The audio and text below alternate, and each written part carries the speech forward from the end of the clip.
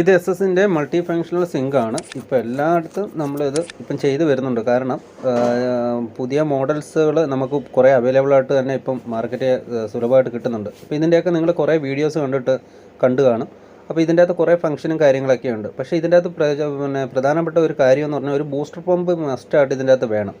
എങ്കിൽ മാത്രമേ നമുക്ക് ഈ എസ് എസിൻ്റെ സ്റ്റൈലിൻ്റെ ഈ സിങ്ക് നമുക്ക് ഉപയോഗിക്കാൻ പറ്റത്തുള്ളൂ. അല്ലാതെ നമുക്ക് ഈ സിങ്ക് കൊണ്ട് യാതൊരു പ്രയോജനം ഇല്ല എന്നുള്ളതാണ്.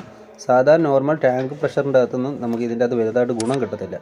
അതിനെപ്പോഴും ഒരു ബൂസ്റ്റർ പമ്പ് നമുക്ക് ഇതിൻ്റെ അകത്ത് വേണം. ഇത് ഗ്ലാസ് കഴുകാൻ വേണ്ടിയിട്ട് ഉപയോഗിക്കുന്ന ഒരു ഐറ്റമാണ്. അതേപോലെയുള്ള കുറേ ഫിറ്റിങ്സുകൾ ഇതിൻ്റെ അകത്ത് വരുന്നുണ്ട് ഗ്ലാസ് കഴുകാൻ. അതേപോലെ ഇതാണ് അതിൻ്റെ മെയിൻ ഫംഗ്ഷൻ എന്ന് വരുന്നത്.